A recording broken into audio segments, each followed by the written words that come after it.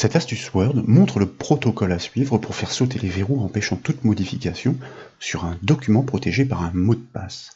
Et pour les démonstrations, nous avons besoin de travailler à partir d'une source verrouillée qui, bien sûr, est offerte au téléchargement depuis le site bombache.fr. Nous découvrons un texte plutôt compact. Les deux premiers paragraphes sont séparés l'un de l'autre par un tableau. Il n'y a pas vraiment de cohérence dans cette construction. Nous avons simplement assemblé ces éléments pour les besoins des manipulations.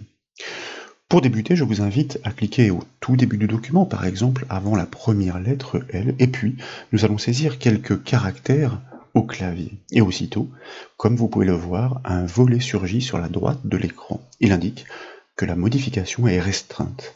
En d'autres termes, le document est protégé en écriture, donc contre la modification.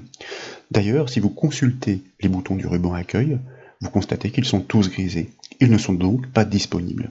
Cet état confirme que toute modification est interdite. Tout en bas du volet qui est apparu, restreindre la modification, je vous propose désormais de cliquer sur le bouton désactiver la protection. Comme vous pouvez le voir, un mot de passe est demandé et nous ne le connaissons pas. En l'état, nous sommes donc a priori bloqués, mais a priori seulement. En effet, une astuce bien précise permet de faire sauter ce mot de passe. Pour ôter illégalement, entre guillemets, la protection du document Word, des étapes sont à suivre dans un ordre bien précis.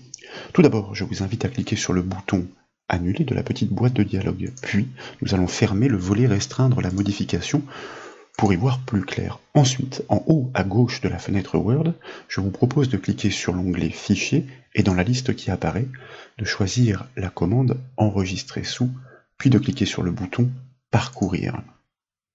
La boîte de dialogue enregistrée sous apparaît. En bas de cette boîte de dialogue, nous allons déployer la zone type pour choisir dans la liste des propositions le format RTF. Le format RTF signifie Rich Text Box. Il est capable d'interpréter les attributs de format définis depuis un document Word. Concernant les fonctionnalités avancées en revanche, des pertes ou décalages seront observés. Ensuite, je vous invite à cliquer sur le bouton Enregistrer de la boîte de dialogue pour procéder. Nous sommes ainsi de retour sur le document Word, mais comme l'indique sa barre de titre, nous poursuivons en mode compatibilité. Ce format n'est pas le format natif de Word. L'outil dédié au document RTF est WordPad, mais avant de pouvoir l'utiliser, nous devons libérer la mémoire du document actuellement ouvert dont l'enjeu est de faire sauter la protection. C'est pourquoi je vous propose de réaliser, par exemple, le raccourci clavier CTRL-W pour fermer le document. Et puis, nous allons ouvrir l'explorateur Windows, précisément à l'endroit où nous avons enregistré notre fichier. Et là, nous allons cliquer droit sur notre fichier RTF. Dans le menu contextuel qui se propose, nous allons pointer sur l'option Ouvrir avec, et si le logiciel WordPad est proposé dans la liste, vous pouvez directement cliquer dessus. Sinon, nous devons choisir une autre application, nous devons déployer la liste des propositions, et puis par ordre alphabétique, donc vers la fin, nous allons trouver effectivement notre logiciel WordPad, que nous pouvons d'ailleurs associer par défaut à l'avenir, donc, pour que chaque fichier RTF s'ouvre naturellement dans WordPad. Qu'à cela ne tienne, de notre côté, nous poursuivons en cliquant sur le bouton OK de la boîte de dialogue. Le fichier RTF s'ouvre effectivement dans WordPad avec un rendu plutôt similaire à celui du document d'origine. En haut à gauche de la fenêtre WordPad, de nouveau, je vous propose de cliquer sur l'onglet Fichier, dans la liste de cliquer sur la commande Enregistrer sous, et puis dans la boîte de dialogue Enregistrer sous, de déployer de nouveau la liste déroulante de la zone type, et cette fois de choisir le format document texte OOXML avec l'extension, comme vous pouvez le voir, DocX. Désormais, donc, nous pouvons de nouveau procéder en cliquant sur le bouton Enregistrer afin d'écraser notre précédente version Word. Nous pouvons donc fermer WordPad et de retour sur l'explorateur Windows, nous allons double-cliquer sur notre document Word d'origine pour l'ouvrir précisément avec Word.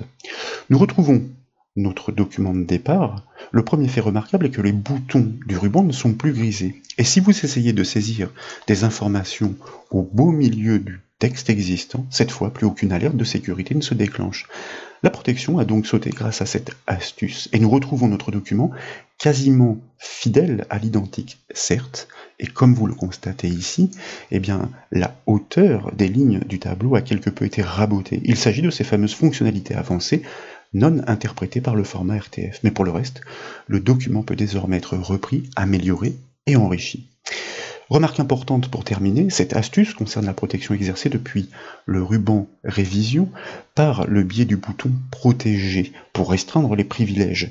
Mais si vous chiffrez votre document en choisissant le ruban, ou plutôt l'onglet Fichier, ensuite en choisissant l'option Information et puis de protéger le document et de le chiffrer avec un mot de passe, cette fois, votre fichier source est encrypté et de fait, cette astuce est inopérante.